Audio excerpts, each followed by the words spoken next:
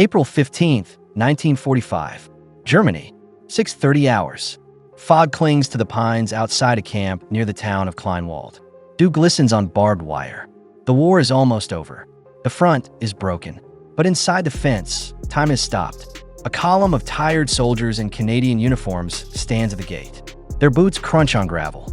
The smell of diesel mixes with the stench of decay. Birds are silent.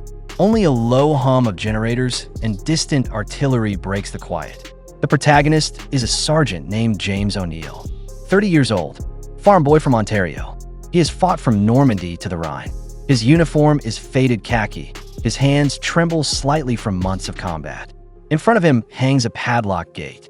Behind it, gaunt faces peer through wire. A white armband marks a prisoner who has become a leader among the captives. He signals with a raised fist. Guards in gray coats lie on the ground, disarmed and tied. O'Neill looks at his watch. It ticks. 60 seconds until the gate opens. He has orders to take control, to disarm the guards, to secure the site. He knows nothing prepares a man for what he will see. He takes a breath. The air is sharp metallic. He can taste iron. He looks at the faces in the camp. Eyes like hollow wells. A man with a shaved head stares back. Their gazes meet. Time slows. The sergeant feels something twist inside.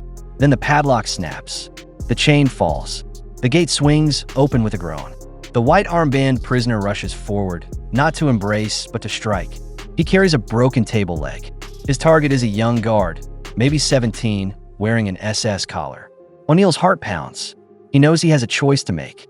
The Allied armies are closing in from all sides. In April 1945, Germany is collapsing. Cities lie in ruins. Refugees clog roads. The sound of boots echoes through streets. The air smells of smoke. The Rhine has been crossed. American, British, and Canadian units push east while the Red Army encircles Berlin. Soldiers are exhausted. They have seen friends killed. They have seen towns flat. Their morale swings between vengeance and weariness. News of concentration camps filters through. Rumors of atrocities once dismissed as propaganda now prove true. Photographs of corpses stacked like cord would appear in makeshift newspapers. Everyone is angry. O'Neill's company learned 2 days ago discovered by another. Men swore, wept, or stared into the distance. They resolved to show no mercy to anyone in a gray uniform. Yet orders came. Liberate the camp.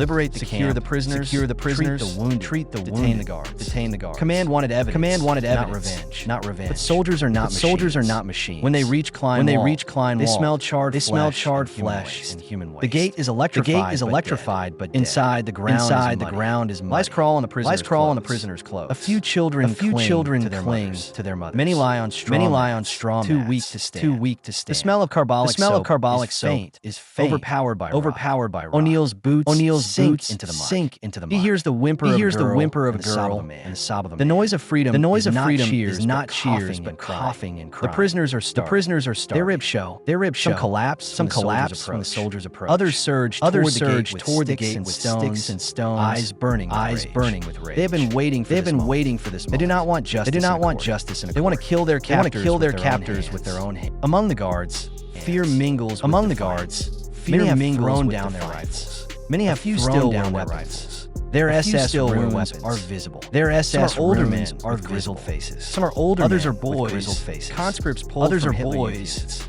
They are dirty, hungry, and frightened. They are dirty. The youngest looks around and frightened. His helmet is too big for his head. He mutters too big for his head. Under his breath as he mutters past O'Neill. Under his breath, the sergeant feels a jolt. He thinks of his own younger brother, who enlisted and died. Rhineland, Germany, He thinks of the oath he took to obey orders. He thinks of the oath he took to obey orders. He also thinks of the orders The village square smells of ash and rotting plaster. Smoke curls from roofless walls like prayers no one will answer. War has turned the men around. O'Neill wants to follow orders. He wants to survive. He also wants to go home. The tension between discipline and conscience. Around him, Allied soldiers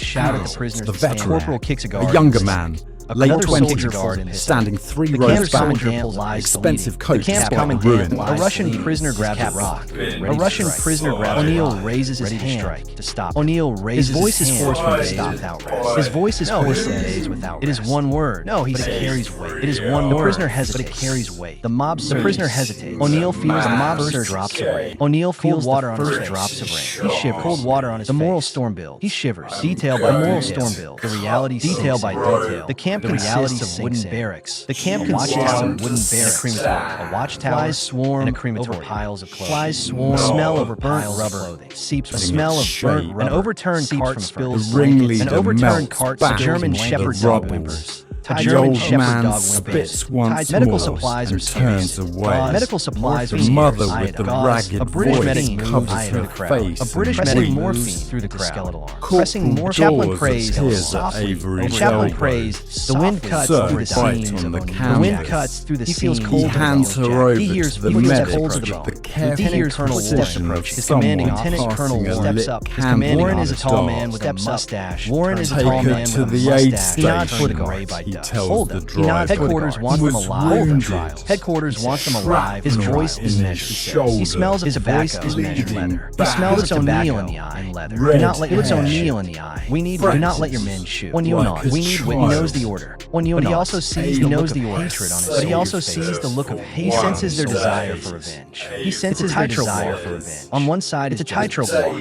On one side is justice. On the other, vengeance. The earth feels under his boots. On his shoulders, unsteady. On his shoulders. His right hand rests. No on his paperwork, Enfield. no His right witness, hand rests. Its no metal is grave. Enfield rifle. His Military fingers trace. hospitals and Cold. field Bolt action. stations His fingers. The became rifle has sanctuaries for been those his who companion caught for between months. vengeance The and rifle law. has been his companion Nurses for like months. Lisa It is Hartman, both kill. German, It can French, protect. Dutch, It can Italian, serve mercy. who It can treated protect. wounded It can regardless serve of mercy flag or serve wrath. The moment comes. The choice is his. The white armband prisoner raises his club. The white armband prisoner raises his club. And others follow, wielding sticks. Others follow, and wielding sticks. Rocks. O'Neill sees the guard's eyes widen. O'Neill sees the guard's eyes like his brothers. They are blue. The boy stumbles backwards, hands raised. The boy stumbles backwards, hands raised. No one listens, crying. A British soldier. No one listens. Another Canadian lifts his rifle, but another Canadian lifts his rifle. Some prisoners cheer, but does not fire. The guard trips. Some prisoners cheer. The guard trips. The prisoner brings the club down. The scene is a blur of motion. The scene is a blur of motion. The sergeant's mind races.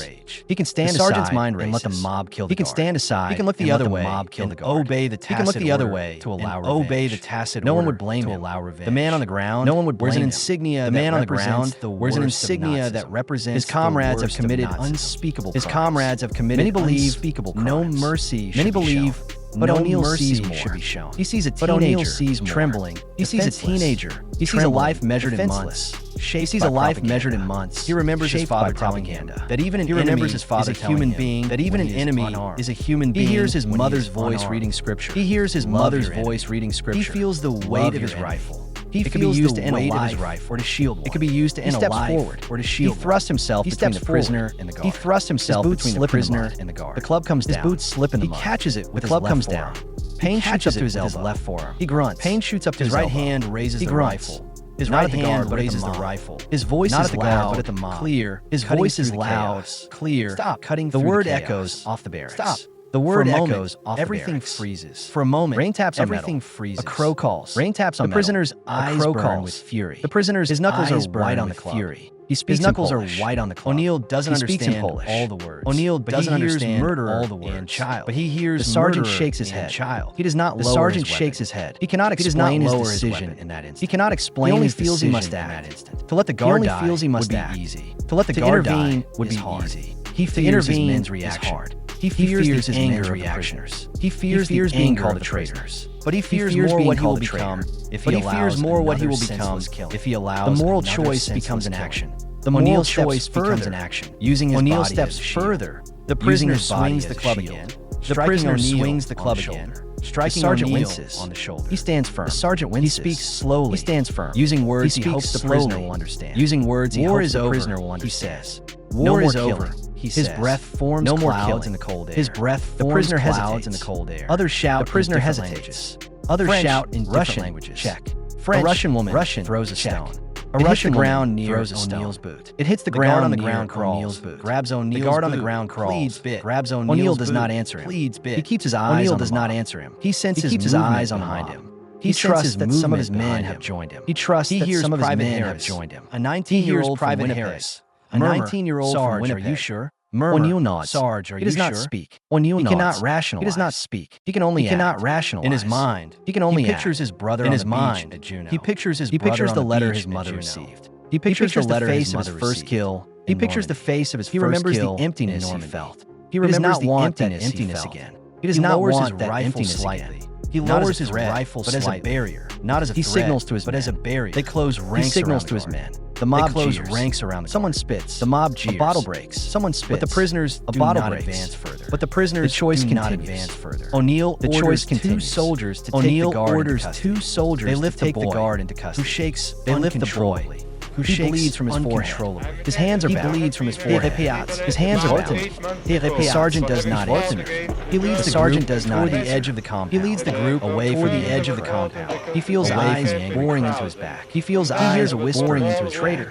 He hears another whisper. He saved a Nazi. He hears another. He hears his own saved a Nazi. At the gate, he hears his own Colonel Warren intercept. At the gate, Lieutenant Colonel jaw intercepts them. What are you doing? Warren's jaw is tight. O'Neill, what are you doing? Following orders. O'Neill replies. Taking prisoner. Following orders. Warren glances at the bleeding guard. Then Warren glances at the bleeding guard. Then his eyes soften. He pauses. He nods. His eyes soften. He nods. Keep your head down. Get into the truck. There will be questions. And keep your head down. O'Neill nods. There will be questions. He knows. He walks on. He knows. Feeling the weight. He walks on. Feeling the weight. He hears the sound of behind him shouting. He hears the sound of beating, shouting. He cannot save everyone. He cannot save. He wonders if that is enough. He saved one. His shoulder. He wonders if that is enough. His heart races. His shoulder throbs. His conscience. His heart races. The philosophical weighs away the choice. The philosophical. O'Neill considers what it means to be. O'Neill considers what it means to be human in a war. He thinks about orders and obedience. He thinks about. He wonders where conscience fits within. He wonders where conscience. He hears the voices of war, he hears the voices describing atrocities, correspondence, describing atrocities. He recalls a sermon from his childhood. He recalls a sermon from his childhood. Saves the world. He who saves one life. He wonders if he believes it. He wonders if there will be consequences beyond. He wonders if there will be consequences. He knows that by stepping between the prisoner and the guard. He knows that by stepping between the prisoner and the guard into a historical. He has inserted himself. He has chosen compassion over vengeance. He has chosen compassion. He does not know if it will matter. But in that moment, he does not know if it will matter. He feels human. But in that moment, the rain continues through the afternoon. The rain trucks arrive to transport guards. Trucks arrive to transport guards. The prisoners who remain alive are given blankets. The prisoners who remain alive are given blankets. Many cannot eat. Their stomachs shrunken. Many cannot eat. Their stomachs doctors warn against feeding them too quickly. Doctors warn against some survivors died despite treatment. Some survivors died despite treatment. The camp is cataloged by photographers. The camp is cataloged by photographers. Evidence is gathered.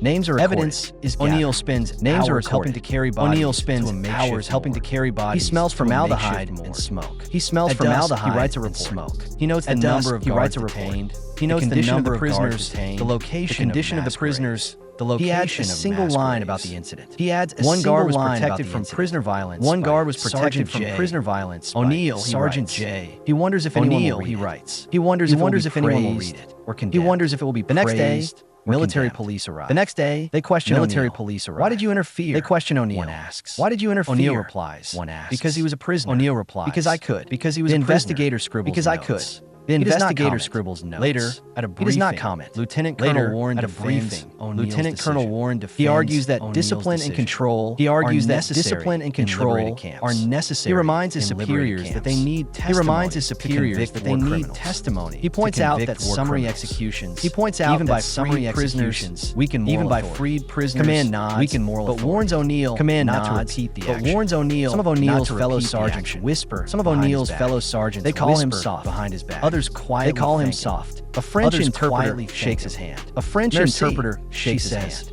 You saved our soul, she says. O'Neill you saved our soul.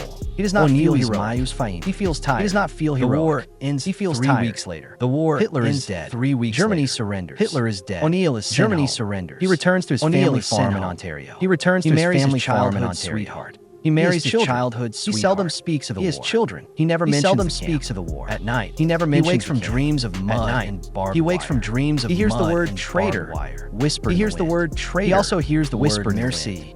He also wonders if he did the right merci. In the years that follow, war crimes trials take place in Nuremberg. War crimes trials take place. Photographs talk about concentration camps. Photographs of concentration. O'Neill watches the shock